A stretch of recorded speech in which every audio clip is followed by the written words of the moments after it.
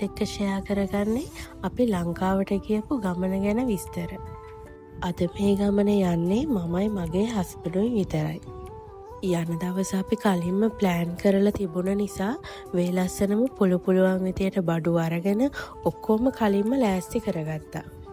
ඉතින් අම්මයි තාත්තයි තමයි ආවේ අපි එයාපෝට් එකට ඇරලවන්න. අපි ඉන්න තැන ඉඳලා එයාපෝට් එකට නම් හරිම ළඟයි.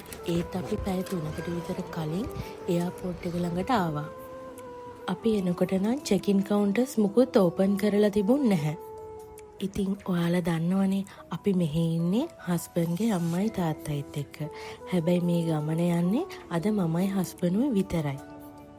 ඇත්තටම මේ දවස් ටික ගෙවෙනවට පුදුම තරම් ආසාවෙන් හිටියත් මෙන්න මේ මොහොතේ අම්මයි තාත්තයි දාලා යන්න මොකද්ද මන්ද දුකක් දැනුණා. ඒ වගේම මන් දන්නවා අම්මා අනිවාර්යයෙන්ම මේ වීඩියෝ එක බලනවා. ඉතින් අපි දෙන්න ගිහින් එනකන් ඔයාලා පරිස්සමට ඉන්න. ඔන්න දැන් නම් අපේ චෙකින් ප්‍රොසෙස් එක ඉවරයි.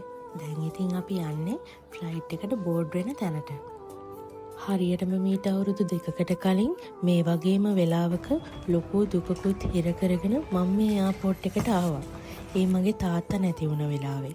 ඉතින් මට මේ හැම මොහොතකම ඒ මතකත් සැරින් සැරේ මතක් කරනවා. ජීවිතේ කියන්නේම දුක සතුට දෙකම මැත්තේ ගලාගෙන යන ගමනක්නේ. ඉතින් අපි හැම දෙයකටම සමසිතින් මුහුණ දෙන්න ඕනේ. අපි දැන් මේ ඉන්නේ සලාල එයාපෝට් එකේනේ. එතකොට අපේ ෆ්ලයිට් එක දැන් යන්නේ ඩුබායි සාජවලට.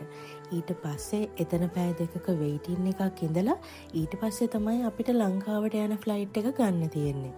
අවුරුදු ගාණක් තනියම තමන්ගේ හීන බලාපොරොත්තු වෙනුවෙන් මහන්සි වෙලා වෙන රටක වැඩ කරන ඕනම කෙනෙක්ට මේ එයාපෝට් එක කියන්නේ හරිම අමුතු අත්දැකීම් පිරුණු තැනක්.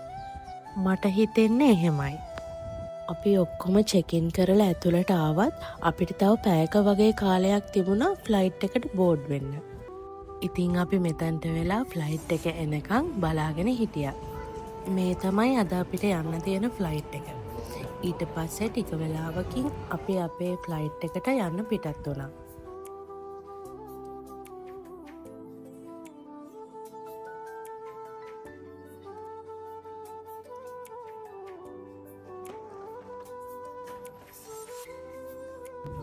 All mobile phones and electronic devices must be switched off or set them to airplane mode until ඔන්න දැන් අපේ ෆ්ලයිට් එක ටේක් ඕෆ් කළා.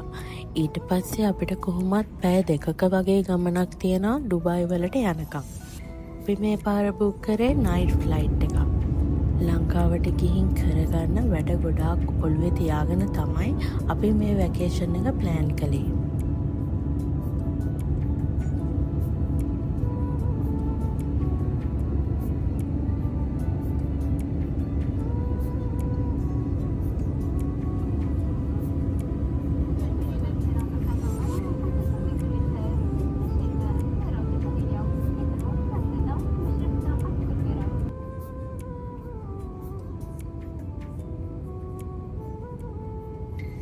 ෆ්ලයිට් එක ඇතුලේ නම් ගොඩක් වීඩියෝස් ගන්න මට මිස් වුණා.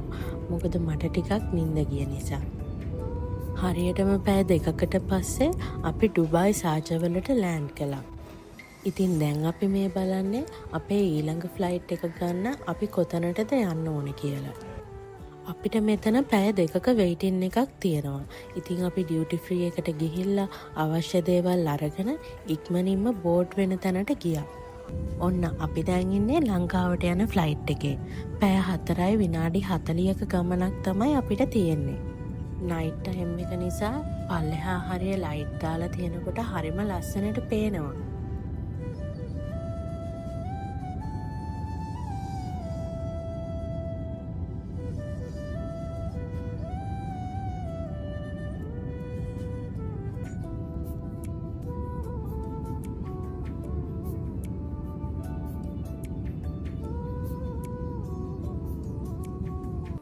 හරියටම උදේ 4:30 වෙද්දී අපි ලංකාවට ලෑන්ඩ් කළා. අපි මේ වැකේෂන් එක ප්ලෑන් කරද්දී මගේ මල්ලිත් මේ ගමනට එකතු වෙන්න තමයි හිටියේ. ඒ වුණත් එයාගේ වීසා එකේ පොඩි ප්‍රශ්නයක් නිසා එයාට මේ ගමන අපිත් එක්ක එන්න බැරි වුණා. මල්ලිත් අපිත් එක්ක හිටියනම් මේ යන ගමන සම්පූර්ණ සතුට විතරක්ම පිරුණු දවසක් වෙන්න තිබුණා. දැන් මං යන්නේ මගේ අම්මාව බලන්න. එයා දන්නේ නැහැ අද අපි එන්නේ කියලා. අපි බලමුකෝ අපිව දැක්කම අම්මා කොහොමද සතුටු වෙන්නේ කියලා. හරියටම අවුරුදු 2කින් පස්සේ තමයි මං අද අම්මාව බලන්න යන්නේ.